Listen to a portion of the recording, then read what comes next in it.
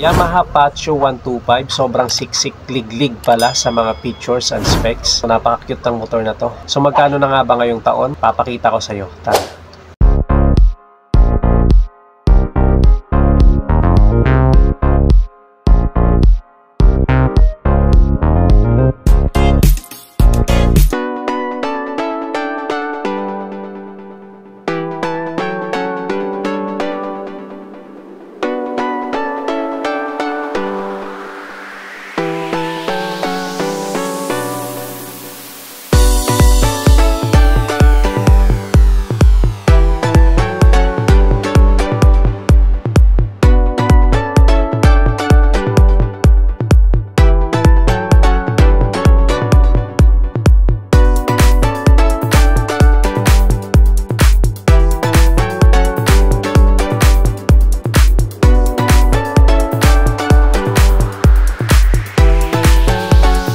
Pa lang dito sa Yamaha Patio 125 ay alam ko na kung bakit isa siya sa mga napakabentang scooter ngayong 2024 dahil bukod sa talagang napaka-classic ng disenyo niya, napaka-premium at talagang swak na swak sa mga height ng mga Pinoy, sa quality ng bearings pa lang ay makikita mong hindi basta-basta talaga. At idagdag pa natin yung sariling karakter ng motor na to na magmula sa kanyang headlight, taillight at maging sa mga signal light. Angat na angat at talagang napaka-classic ng motor na to na magmula sa kanyang headlight ay oval shape hanggang sa kanyang mga signal light ay naka-oval shape din. Isa din ito sa mga napaka-minimalist na scooter na halos bilang na bilang mo lang yung mga stickers or decal na nakadikit magmula dito sa unahan hanggang sa likuran. Ang kanyang headlight ay split type, naka-LED siya, hindi siya nakakasilaw at talagang napakaliwanag niya sa gabi. Ang kanyang mga turn signals naman ay naka-bulb type pero may built-in siya na hazard light. Ang kanyang meter panel naman ay fully digital na hugis oval pa rin, square naman kapag naka-open ang ilaw ng kanyang panel. Sa mga mahilig sa classic na motor ay isa talaga ang Yamaha Patio sa mga pinagpipilian dito sa 125cc category.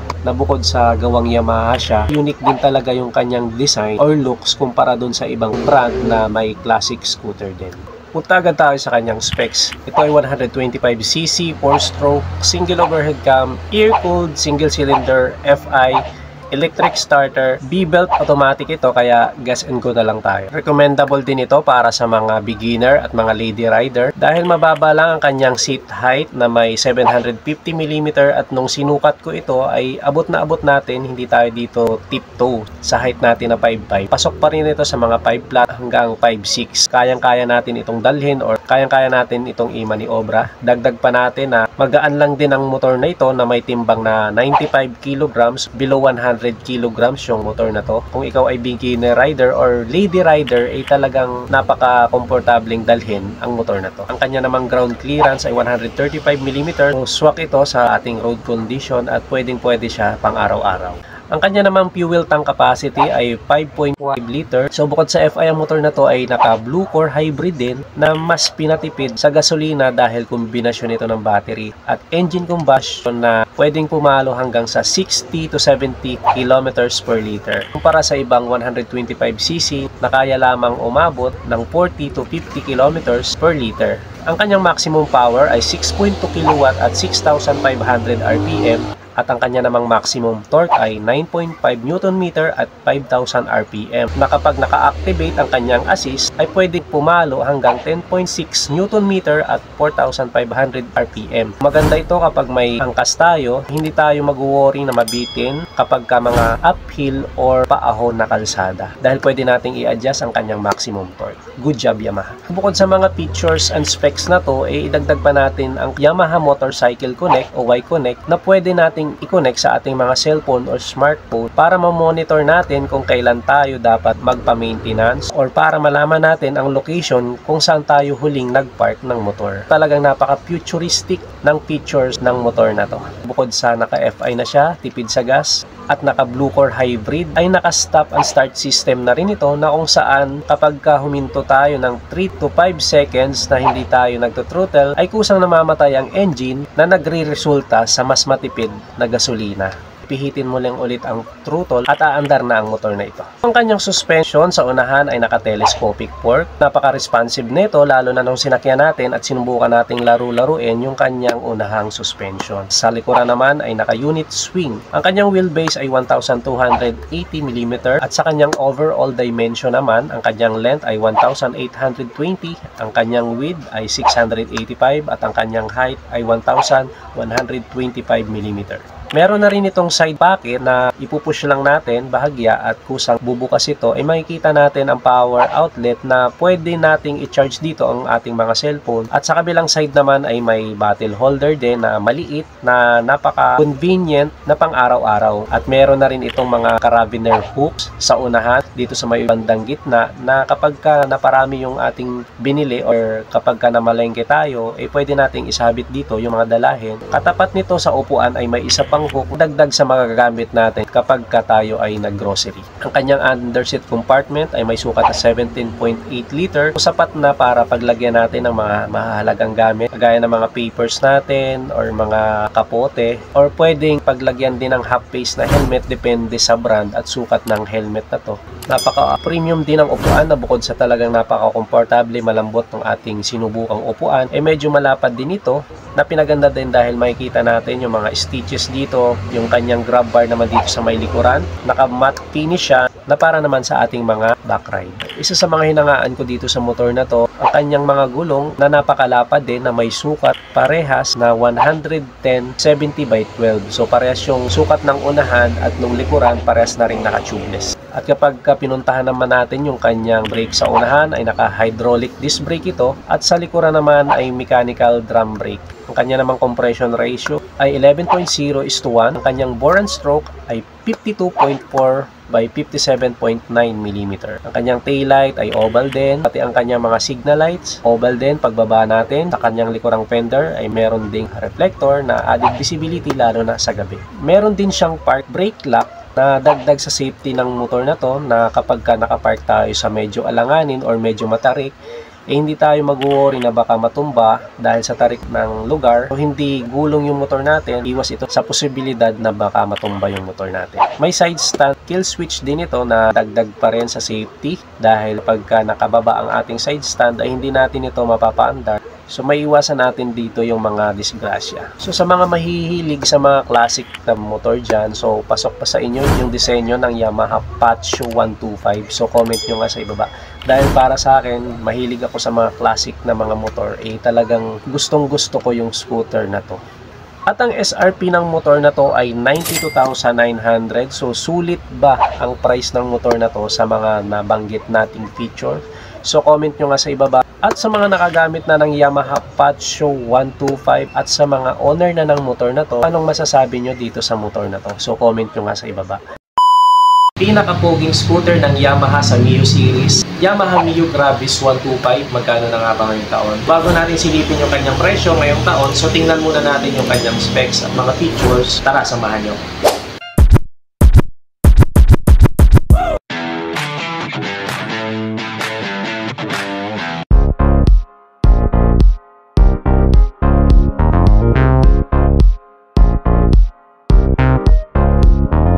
Color ng Mio Gravis na i-review natin ngayong araw ay Glam Petrol. Parang green siya or dark petrol green. Sa kanyang looks ay napaka-attractive. Medyo sporty design din, medyo mabait tingnan kasi hindi kagaya ng ibang 125cc na medyo sharpy yung design or may mga sharp edges dito sa kanyang gilid. Ang Yamaha Mio Gravis ay medyo bilugan siya. Sa kanyang looks wala tayong masabi, maganda yung kanyang dimension, sakto lang yung laki, yung lapad. So nung sinakyan natin, sinukat natin, hindi siya ganun kaliit, hindi din siya ganun ka-bulky, parang saktong-sakto lang talaga siya. Mamaya susukatin natin yung kanyang seat height para may reference kayo kung balak yung kumuha ng Yamaha Mio Gravis. Dito sa kanyang front face, kung titingnan mabuti, yung kanyang headlight ay parang almond shape na dumagdag talaga sa lakas ng dating ng motor na to. Agaw pansin dito sa motor na to, yung kanyang V-shape na kulay blue na lens, sumunod sa hugis ng kanyang headlight na V-shape na rin. Yung version 1 kasi hindi siya V-shape. Ang version 2 na nire-review natin ngayon ay talagang V-shape na na siya kasi yung kanyang mga turn signals ay dito banda sa itaas. At sa kanyang headlight nga ay naka-LED na. Integrated dito yung kanyang mga signal light na naka-bulb light naman. Sa below 125cc ng Mio series ay ito talaga yung medyo bulky kumpara dun sa mga Mio Sporty, Mio I, mas bulky siya or mas malapad siya kumpara dun sa ibang Mio. Dito sa kanyang head ay may kombinasyon ng dalawang kulay. Wala namang masyadong decals dito. Agaw pansin lang yung mga deep line na naghiwalay dun sa dalawang kulay na meron yung motor na to. Kung pagbaba natin dito ay makikita natin yung pride of ownership ng Yamaha logo. Sa gilid naman sa bandang kanan pagka nakaharap tayo sa motor ay merong Mio na decals at dito naman sa kanyang kaliwang bahagi ay may maliit na font na nakasulat ang stop and start system na isa sa mga feature ng motor na to. Tapos dito sa pinakagitna ay makikita natin yung Grabis. Pagdating dito sa kanyang gilid, dito sa kanyang unahang bahagi, ay makikita natin ang decals na Yamaha. Maliit lang ito na may black background at may konting linya lang na parang kulay gold. Pagdating dito sa kanyang hulihang bahagi, dito sa kanyang gilid ay makikita natin yung Mio at naka-emblem yung Grabis na kulay silver na talagang nagpadagdag sa pagka-premium ng motor na to. Pagdating naman sa kanyang underseat compartment, dahil nga medyo bulky yung motor na to, talagang marami na tayong mailalagay dito at kasya dito yung half-base na helmet dahil may sukat ang kanyang compartment na 25 liters. Naka-blue core technology na rin ito na more power pero less fuel. So, isa din ito sa magandang features ng motor na to. Naka-stop and start system na rin ito na kapag huminto tayo ng 3 to 5 seconds ay kusang mamamatay ang engine natin na nagre-resulta sa mas matipid na gas at kung aandar naman tayo ay pipihitin lang natin ang silinyador at kusang mabubuhay ang engine ng motor na to. Napaka-futuristic na rin ang motor na to na bukod sa mga features na nabanggit natin, nilagyan na rin ito ng Yamaha Y-Connect. Sa ganitong klaseng features, pwede na natin siyang i-connect sa ating mga cellphone. Malulocate natin siya kung saan tayo huling nag-park, kung kailan tayo magpa-maintenance, at nakapaloob na rin dito yung iba pang mahalagang bagay sa motor na to. Disusi pa ang motor na to, hindi pa siya keyless, pero ang kagandahan nito ay may shutter lock naman siya at meron na rin siyang 12 volts na power outlet. Bibilhan nyo na lang ito ng adapter para sa USB. Pwede na tayo mag-charge dito lalo na kapag nasa long ride tayo. At ang isa pa sa nagpaangat sa motor na to ay ang kanyang tangke. Nandito na rin yung takip ng kanyang tangke na hindi na tayo mag-worry pa kung marami tayong mga dalahin sa likod. Lalong-lalo na kapag delivery rider tayo na minsan ay talagang marami tayong dalahin sa likod. Minsan naka-packaging tape or nakatali. Hindi na natin siya kailangan pang tanggalin kapag naubusan tayo ng gas kasi nandito na nga yung tangke ng motor na to sa bandang ibaba. Yung kanyang takip ng tangke, nandito na rin. Talagang napaka-convenient ng motor na to. Nakayang kumarga ng 4.2 liters at ang kanya namang fuel consumption ay naglalaro sa 45 to 50 kilometers per liter. Depende yan sa riding style natin, sa bigat ng rider at syempre sa road conditions. At sa kanya namang switches, dito sa left side ay makikita natin yung high beam and low beam, turn signals at ang kanyang busina. Dito naman sa kanan ay makikita natin stop and start system, hazard switch at ang kanyang electric starter. Speaking of electric starter, so wala pong kickstarter yung motor nito. Sa kanya namang panel ay naka-fully digital. Medyo maliit lang siya na pahaba. Medyo unique yung kanyang datingan. Napaka-detalyado ng panel niya. Lahat naman ng pangunahing detalye sa motor na to, makikita na natin dito sa kanyang panel. Isa din talaga sa hinangaan ko sa motor na to ay talagang malalapad din kanyang mga gulong na talagang alam natin na pagka malalapad yung gulong ay napaka-stable nito lalo na sa mga cornering at syempre sa long riding dahil ang sukat ng kanyang gulong sa unahan ay 190 by 12. Naka-tubeless na rin ito, naka-mags type. Talagang yung kanyang mags makikita natin na talagang napaka-durable. At sa likuran naman ay may sukat na 110 90 by 12. Talagang napaka-lapad nito.